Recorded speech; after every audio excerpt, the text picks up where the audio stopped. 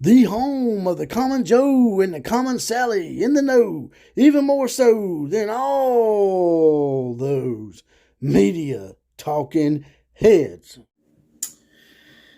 It's the seventh inning stretch, to steal a baseball term for our college football season. It's the seventh inning stretch of November to maybe to remember. Who knows? We'll see very soon. But there's a loyal listener out there named Arturo.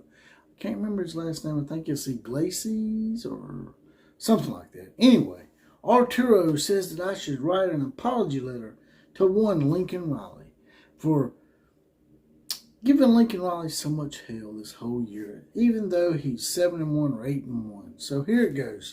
Here's my apology letter. Dear Lincoln, Linky Boy, Tebow, I want to apologize for my transgressions and how I have attacked your shady reputation. Without fail, I've attacked you throughout the year, and I want to apologize for my transgressions. If you can find it in your heart to forgive me and allow me to attend a USC game and apologize to you in person, I will do so, sir. Sincerely yours, the OCF. P.S. I changed my mind. Kiss my country ass. Let's talk about it.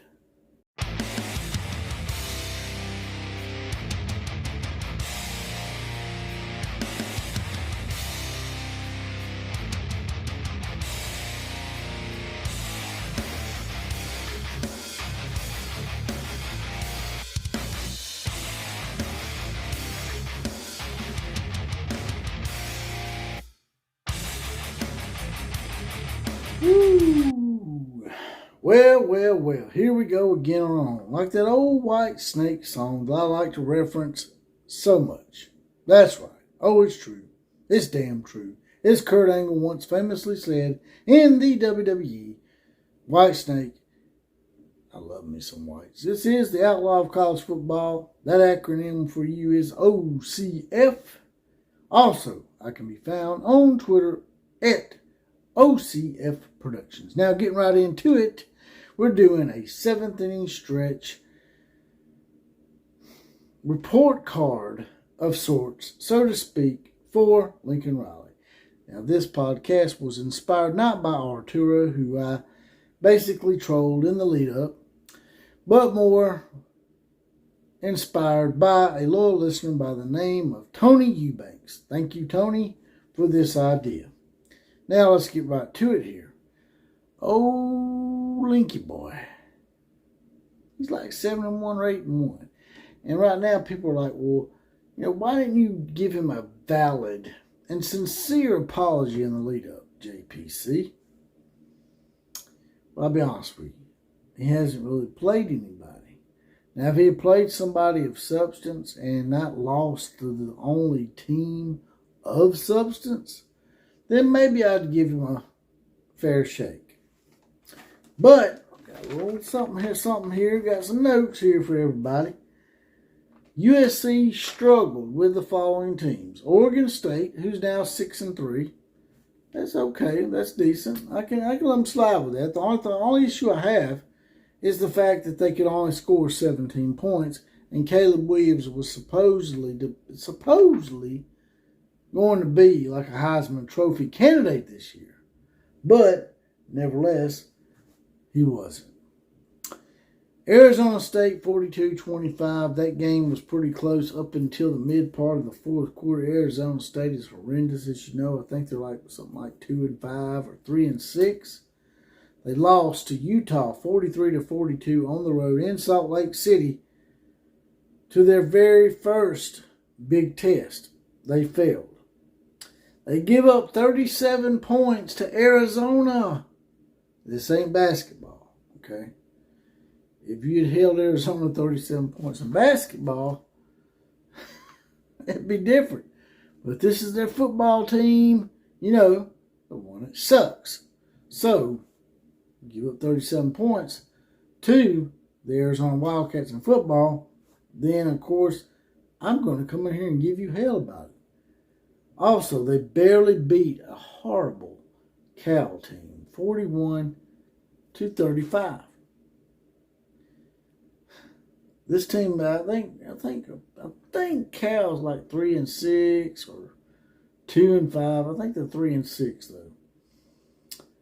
And next week they play, or this week rather, they play a 1-7 Colorado team on Friday night, nonetheless. You know that your team is still at a mid-card status when you play games on Thursday or Friday night. That's all I'm going to say about that. Thursday and Friday night games suck. And the ones that they have on Tuesday and Wednesday night suck even worse. Nobody wants to watch Eastern Michigan play Toledo. So, at the end of all this, you know, everybody wants to get a grade for Tebow. Well, honestly, the jury's still somewhat out. But from what I've seen of their defense gets a straight up F. They're giving up 37 points to Arizona. They're giving up points left and right to teams that shouldn't be giving up points to. And it's going to lose them a game. It's already lost one game. They give up 43 points to Utah. They still got to play UCLA and Chip Kelly. They still got to play Notre Dame, who's on an upswing. So, they end up this year at 9-3. Let's say they lose 2 more games.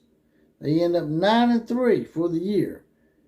That's the equivalent of ending up 7-5 in like the Big Ten or the SEC.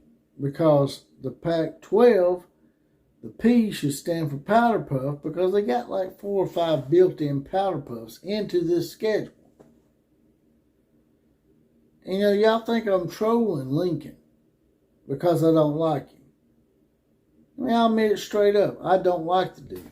I think he's a shady bastard. I think he done Oklahoma wrong. But if he'd gone out to USC and done something that impressed me, I'd give him his kudos. I give people kudos all the time. I give Brian Kelly all sorts of hell at LSU with his fake accent and bumping and grinding on players. But when he beat Alabama, straight up, with a ballsy call and some of the best officiating I've ever seen, I give him credit. Well, I can't give you credit, USC. I can't give you credit, Lincoln, Linky boy, Tebow, because the schedule you've played thus far, you should have basically dominated every single opponent if you are what you say you are. If you think that you're a top 10 team that should contend for a playoff spot, then you should have took care of some of these teams with a little more ease than what you did. And Caleb Williams hasn't really looked that spectacular. So going forward, what are we to do here with USC? What's the grade that we should give them? Y'all tell me in the comment section. Give me a grade on USC thus far. They might get some consideration for some respect. But until you beat real teams and not powder puffs, not built-in cupcakes, I wish the SEC and I'm sure the Big Ten wishes as well that they had some built-in cupcakes to their league other than just 1 or 2. Of course, you know, the SEC has Vanderbilt and the Big Ten has Northwestern right now. But man, if y'all want respect, if y'all want me to give Tebow respect, I'm going to be honest with you. It's probably never going to happen. Even if the man goes undefeated and wins the national championship, it's never going to happen. Because as a human being and the way he handled things at Oklahoma was so shady and so cowardice that I can't forgive him for that. Not unless he comes out and openly apologizes for it, which he's not going to do.